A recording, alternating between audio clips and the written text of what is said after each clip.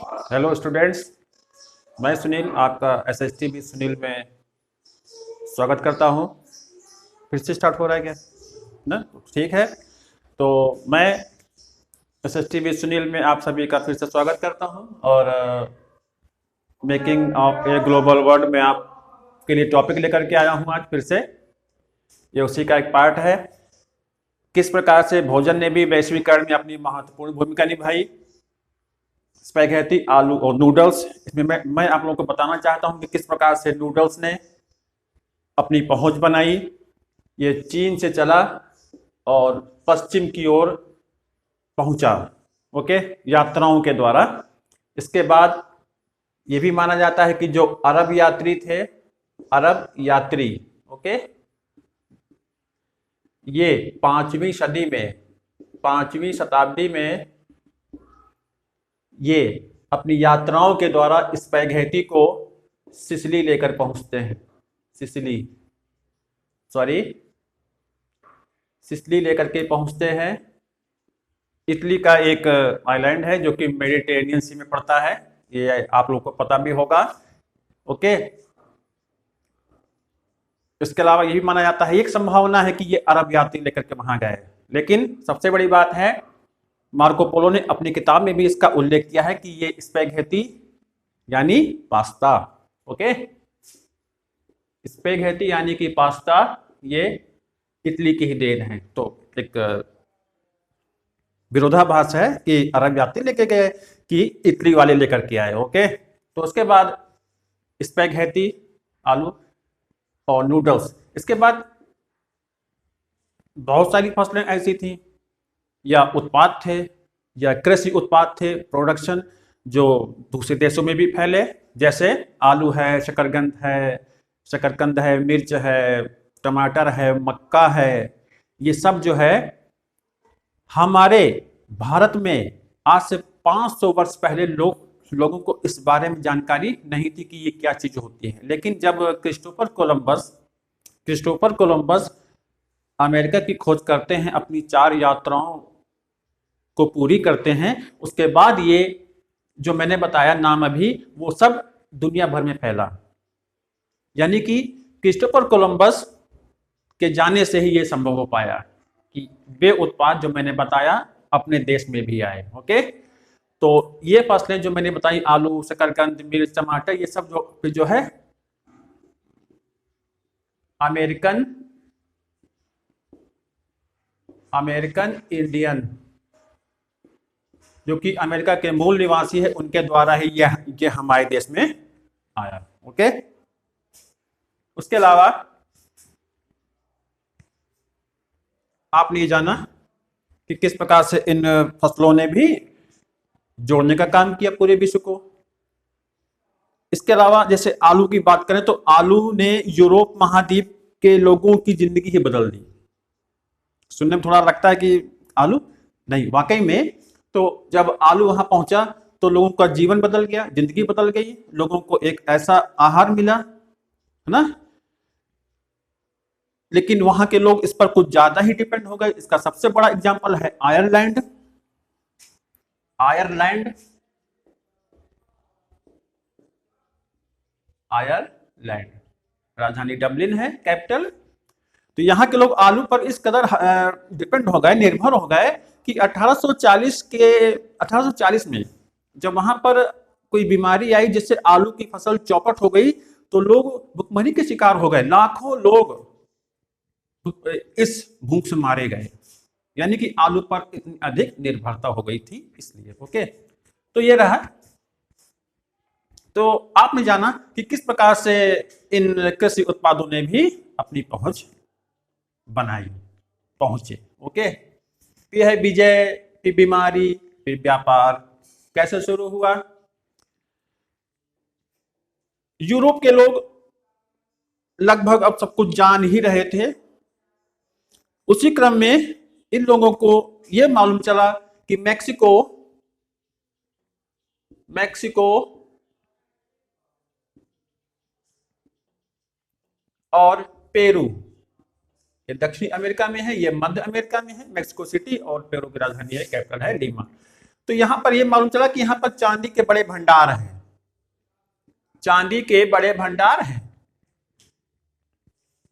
अब यूरोपीय लोग इसके लिए भी परेशान हो गए कि चांदी के भंडार, इस चांदी ने ही यूरोप को और यूरोप को बहुत अधिक धनवान बना दिया,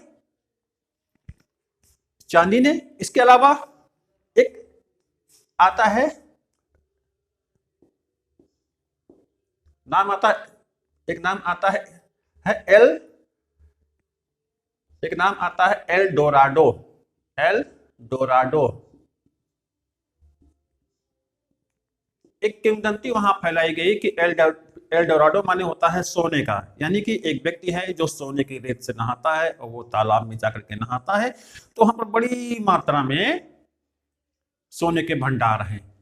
ये एक अफवाह फैलाई गई और ये अफवाह पहुंच गई कहां पर, यूरोप में। उसके बाद वहां से लोग खोजी अभियान दल आने लगे और मध्य अमेरिका और पूरे दक्षिण अमेरिका में इस कदर सर्च किया, इस कदर एक मिशन चलाया, और हालांकि कुछ मिला नहीं उसको, लेकिन माना जाता है कि जो कोलंबिया है वहां पर ये एक तालाब था जहां पर वो एक कह सकते हो एक मिथ ना, जिसकी एक कहानी बनाई गई, वो व्यक्ति जो सोने की रेत से नहाता था, वो जाकर के वहां पर स्नान करता था, नहाता था, तो सोना ही सोना है, तो वो है कोलंबिया, इसकी राजधानी है बोगोटा। तो माना जाता है कि वहीं पर ये था, तो वहां भी ये लोग पहुंचे। उसके बाद स्पेनिश, फिर इतालवी, पुर्तगाली, ये सारी सेनाएं, ये सारे देश, यूरोपीय देश वहां पर पहुंच बनाने लगे। उसके बाद एक दौर शुरू हुआ, युद्ध वाला, लड़ाइयां शुरू हुई। लेकिन एक सबसे बड़ी बात यह है, ये जो यूरोपीय लोग वहां पर गए थे, अपने साथ हथियार तो लेके गए ही, लेकिन अपने साथ चेचक जैसी विषाणु जनित बीमारियां भी लेकर के गए, जिसने लोगों को प्रभावित किया। और क्योंकि अमेरिका में रह रहे लोगों के लिए ये बीमारी नहीं थी, उनके अंदर रोग प्रतिरोधक क्षमता इस बीमारी के खिलाफ नहीं थी, तो कैसे लड़ते हैं। उसके बाद बिना हथियारों के ही यूरोपीय लोग उनको ऐसी बीमारी दे रहे थे कि बड़े पैमाने पर वहां पर लोग मरने लगे, बिना कोई हथियार, बिना कोई बंदूक चलाए ही लोग मारे जाने लगे, है ना। तो रोग प्रतिरोधक क्षमता, यूरोपीय लोगों के लिए ये बीमारी नई नहीं थी, वो पुरानी थी, तो उनके अंदर रोग प्रतिरोधक क्षमता थी और उसका उनके पास इलाज भी था, लेकिन अमेरिका के पास ऐसा नहीं था, तो उनकी पराजय हुई। तो इस प्रकार से इन लोगों ने अधिकार जमाया। और इसके अलावा आप लोग लिख लेंगे कि चेचक बीमारी ने इनको बढ़त दिलाई।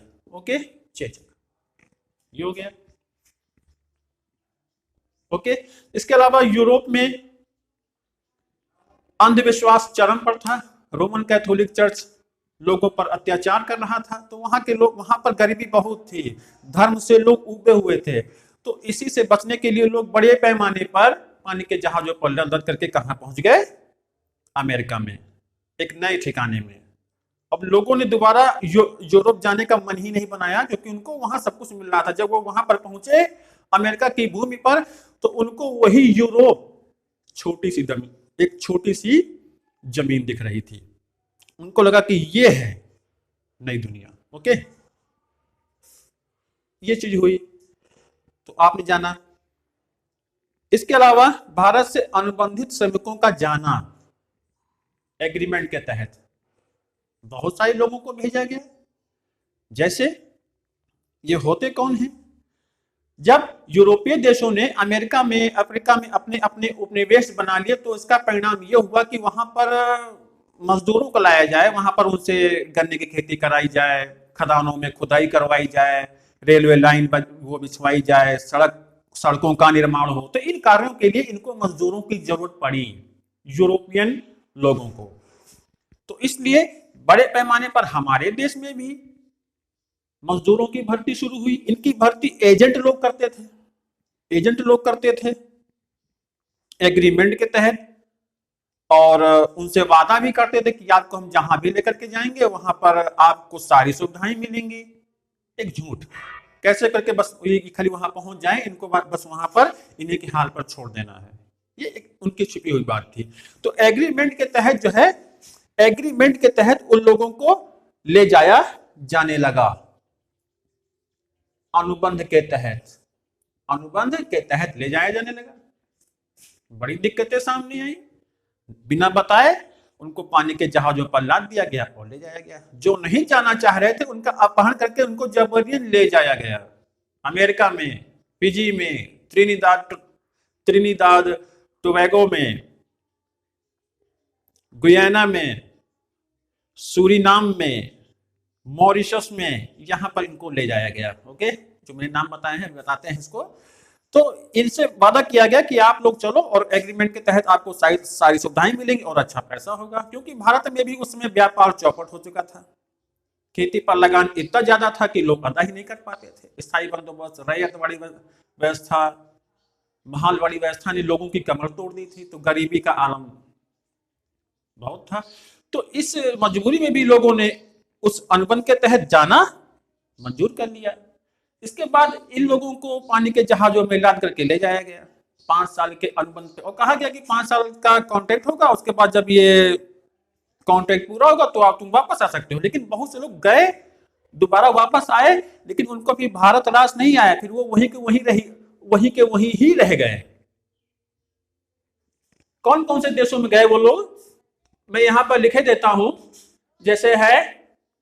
जैसे एक देश का नाम आएगा आपका त्रिनिदाद हो गया। उसके बाद है गुयाना, और गुयाना के बाद नाम आता है कौन सा, एक देश है सूरीनाम। इन देशों में इनको ले जाया गया। ये दक्षिण अमेरिका में पड़ते हैं। कैपिटल बता देता हूं मैं आप लोगों को, Trinidad, port of Spain. Okay, ये है गुयाना की राजधानी है ये गुयाना, ये इसी से ही संयुक्त एक कंट्री है। उसके बाद है सूरीनाम, इसकी कैपिटल है पारामारिबो। ओके, और जो मैंने गुयाना बताया इसकी कैपिटल है जॉर्ज टाउन। नोट आउट कर लेंगे सभी लोग जो मैं बोल रहा हूं। ओके, उसके अलावा इन लोगों को प्रशांत महासागर में एक आइलैंड पड़ता है फिजी, यहां पर मैं लिखे देता हूं फिजी। यहां पर भी इनको ले जाया गया। इसकी राजधानी है, क्या राजधानी है इसकी, सूबा। इसके अलावा एक देश पड़ता है मॉरिशस की राजधानी है, कैपिटल है पोर्ट लुई, जो कि इंडियन ओशियन पड़ता है। ओके, तो Trinidad Tobago, port of Spain, Guyana, George town, Suriname, Paramaribo. Okay, Fiji और मॉरिशस में इन मजदूरों को ले जाया गया, जिनको गिरमिटिया मजदूर भी कहते हैं। ये मैंने शायद नाम लिखा होगा, नहीं लिखा है, लेकिन आप लोग जान लीजिए। एग्रीमेंट के तहत इनको ले जाया गया। तो ये लोग बोल नहीं पाते थे अंग्रेजी, तो उसको गिरमिटिया कहते थे एग्रीमेंट को। ओके, तो इस प्रकार से इनको बंधक बना करके ले जाया गया है। बहुत सारे नाम आपको मिलेंगे, आप कभी मैगजीन पढ़ो तो एक नाम आता है BS नायपाल। इनको नोबेल पुरस्कार मिल चुका है, साहित्य का नोबेल पुरस्कार। ये त्रिनिदाद के ही रहने वाले थे, और थे तो भारतीय लेकिन त्रिनिदाद के रहने वाले थे। BS नायपाल, नोबेल पुरस्कार, उनकी ब्रिटेन में मृत्यु होती है बाद में। ओके, एक क्रिकेट प्लेयर है शिव नारायण चंद्रपाल, जो कि वेस्ट इंडीज की टीम से खेलते थे, अब तो इस समय रिटायर हैं। तो ये किस ओर संकेत करता है, नाम तो उनके भारतीय हैं, तो वो वहां कैसे पहुंच गए, तो बेटा ये सब वही है, इसी के तहत ये लोग वहां पहुंचे। ओके, तो इस प्रकार से ये भूमंडलीकरण हो रहा है। अब हम बात करते हैं रिंडरपेस्ट की। रिंडरपेस्ट क्या है, रिंडरपेस्ट है एक मवेशी प्लेग, एक है मवेशी प्लेग। ये एक विषाणु जनित रोग है जिसने अफ्रीका को बर्बाद कर दिया। कैसे, ये आप फिगर में देख रहे हो, ये 1 2 3 4। ओके, हाँ, इन देशों को जो मैं नाम लिखे हैं, थोड़ा इसको अभी अलग से बताएंगे। तंजानिया को, Eritrea, Djibouti, Ethiopia, Somalia. Okay, Eritrea की कैपिटल है वर्तमान में अस्मारा, जिबूती की जिबूती ही है, सेम है, और इथियोपिया की है अदिस अबाबा, और सोमालिया की है मोगादिशु, तंजानिया की है डोडोमा। ओके, तो अब इसको बात नहीं करेंगे। आपको ये जो पोर्शन दिख रहा है ये, इसको हॉर्न ऑफ अफ्रीका कहते हैं। क्या कहते हैं? Horn of Africa. तो यहाँ पर ये सारे देश हैं।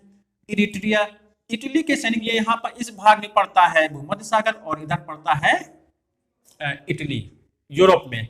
तो इटली के सैनिक जब अफ्रीका में अपने उपनिवेश का विस्तार कर रहे थे, तो इरिट्रिया में इटालियन सैनिक सोमालिया के खिलाफ लड़ाई लड़ रहे थे।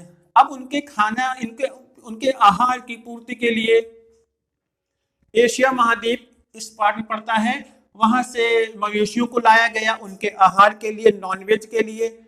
और यहाँ के जानवरों को छोड़िए, अभी जो यहाँ के जानवर हैं तो हैं ही, उसके बाद उन जानवरों को यहाँ पर लाया गया। उन जानवरों में रिंडरपेस्ट या मवेशी प्लेग नाम की बीमारी थी। जिनके यहाँ जानवर पले होते हैं, जो जानवर बीमार होते हैं, सभी लोग जानते हो, तो वही वायरस इन एशियाई जानवरों के माध्यम से अफ्रीका में पहुंचा, और इसने बड़े पैमाने पर अफ्रीका को चौपट कर दिया। ये कब पहुंचा? 1880 के दशक के अंतिम वर्षों में, और 1892 तक ये पश्चिमी अफ्रीका तक फैल गया। यहाँ पर आपका पड़ता है अटलांटिक ओशियन। ओके, तो 1892 तक इसने पूरे पूरब से लेकर के पश्चिम तक के पूरे अफ्रीका को कवर कर लिया इस रिंडरपेस्ट महामारी ने। ओके, इसके अलावा ये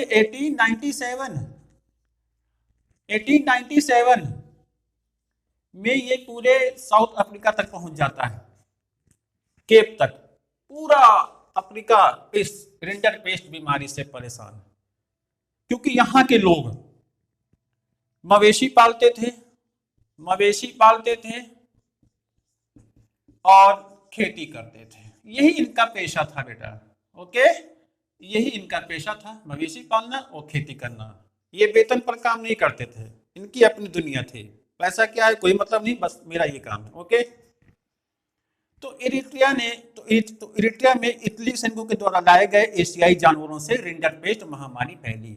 90% जानवर मारे गए अफ्रीका में। हाहाकार मच गया अफ्रीका में, जीना मुश्किल हो गया उन अफ्रीकन लोगों का।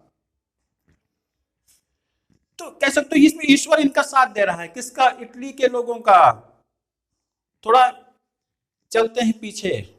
ओके, क्या है, जब ये उपनिवेश अफ्रीका में आए, इटली, ब्रिटेन, फ्रेंच के लोग जब यहाँ पर आए, तो यहाँ के लोग, क्योंकि यहाँ पर खनिज संसाधन बहुत ज्यादा है, दबा पड़ा है, सब कुछ है यहाँ पर, तो उसका विदोहन करने के लिए, बागान लगाने के लिए इन उपनिवेशी शक्तियों ने, इन देशों ने, यूरोपियन देशों ने यहाँ पर सोचा कि चलो इनसे हम काम लेंगे, बागान लगवाएंगे और रेलवे लाइन बिछवाएंगे और खदान में काम करवाएंगे। लेकिन ये काम करने को तैयार नहीं थे अफ्रीकी लोग काम करने को तैयार नहीं थे। वेतन देने के बावजूद काम नहीं करना चाहते थे। इसके बाद इन यूरोपियन देशों ने प्लान बनाया कि उनके ऊपर टैक्स लगा दो।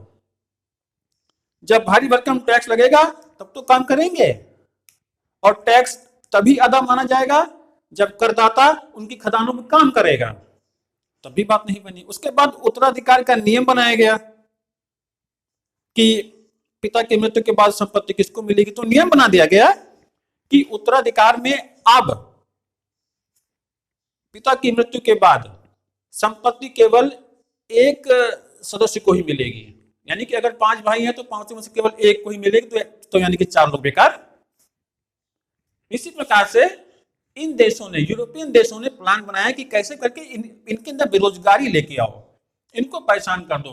तो रिंडरपेस्ट घूम के आया और उसने इन यूरोपियन शक्तियों को एक मौका दे दिया इन लोगों को गुलाम बनाने का। ओके, तो 90% जानवर खत्म हुए, 10% बचे, और इन 10% जानवर को इन यूरोपियन देशों ने अपने कब्जे में कर लिया।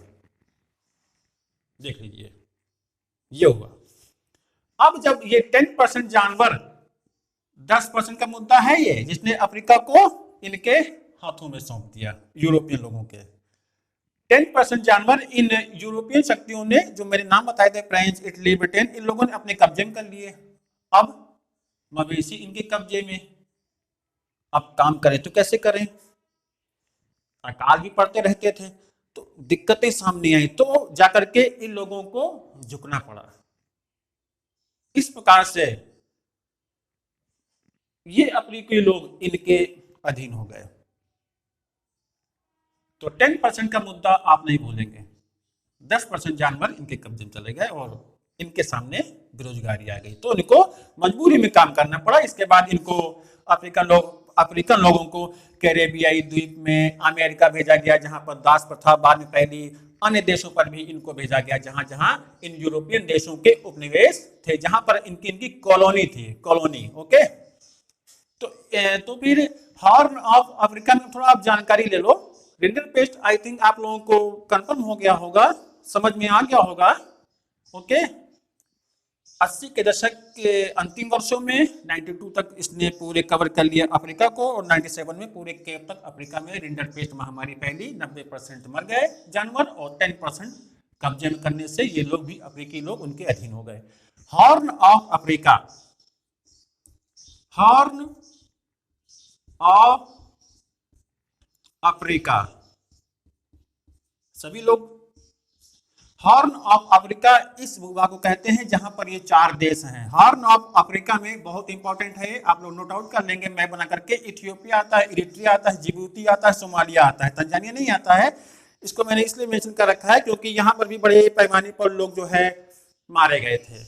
जब इनके मवेशी मर गए तो हाहाकार मच गया, भुखमरी फैल गई, लोग मारे गए थे, इसलिए मैंने ये लिख रखा है। ओके, तो आपको केवल 4 नाम लिखने हैं, Ethiopia, Eritrea, Djibouti and Somalia. Horn of Africa के अंतर्गत आने वाले ये 4 देश हैं, आप लोग उसको नोट आउट कर लेंगे। ओके, इसके बाद ये रिंडरपेस्ट महामारी पर कंट्रोल किसने किया? एक पशु चिकित्सा अधिकारी थे, कहां पर ना, यहां पर मैं लिखे देता हूं, आप लोग इसको नोट आउट कर लेंगे। अर्नोल्ड अर्नोल्ड थिलर, अर्नोल्ड थिलर, ये साउथ अफ्रीका के पशु चिकित्सा अधिकारी थे। इन्होंने ही इस बीमारी पर काबू किया अपने एक्सपेरिमेंट के द्वारा, अपनी दवाइयों के द्वारा। ओके, तो रिंडरपेस्ट मुझे समझ में आता है, आप लोग को समझ में है, मुझे पूरा विश्वास है आप लोग को समझ में आ गया होगा। इटली और इरिट्रिया, सोमालिया से युद्ध, जानवरों का मंगाया जाना एशिया से, उनमें जो विषाणु है उससे अफ्रीका के जानवरों में फैलना, उनका मरना, 10% का इन देशों के द्वारा अपने कब्जे में कर लेना जानवरों का, और इनको बेरोजगार बना देना। तो कैसा लगा? तो इसी प्रकार से आप लोग को जानना है कि किस प्रकार से ये वर्ड बना, भूमंडलीकरण किस प्रकार से हुआ, भोजन की यात्रा से, विजय बीमारी के द्वारा, और व्यापार के द्वारा, गिरमिटिया मजदूरों के द्वारा। एक गिरमिटिया मजदूर का नाम आता है बाबा रामचंद्र, जो मैंने आप लोगों को भारत में राष्ट्रवाद में पढ़ाया था, एक मेरा वीडियो पढ़ा है, उसको आप लोग देखिए, 3 पार्ट में बना हुआ है। उसमें मैंने बताया था कि बाबा रामचंद्र जो थे वो पीजी में गिरमिटिया मजदूर थे, बाद में आ गए थे, और उन्होंने 1920 में जवाहर जी के साथ मिलकर के अवध किसान सभा की स्थापना की थी। ओके, तो आप लोग मैप बना लेंगे अफ्रीका का, और सारी ये इंपॉर्टेंट टॉपिक्स को, कंट्रीज को उस मैप में मेंशन करिए, इसको बनाइए, और सब कुछ ये नोट आउट करिए जो मैं बता रहा हूं आप लोगों को। ये उपनिवेश, कॉलोनीज आप लोग लिख लेंगे, पीजी भी ये मैंने बता दिया है, मॉरिशस मैंने बता दिया है। तो इस प्रकार से आज का मेरा ये टॉपिक रहा। आशा करता हूं आप लोग को मेरा ये वीडियो अच्छा लगा होगा, और अच्छा लगा हो तो लाइक करिएगा। आप लोगों के लिए इसी तरीके से मैं और बेहतर विद मैं टॉपिक्स लेकर के आया करूंगा, और बताते रहेंगे आप लोग को हम। ओके, तो मिलते हैं आपको हम नेक्स्ट वीडियो में, और चाहे तो आप लोग इसका एक बार स्क्रीनशॉट ले लें, मैं हट जाता हूं।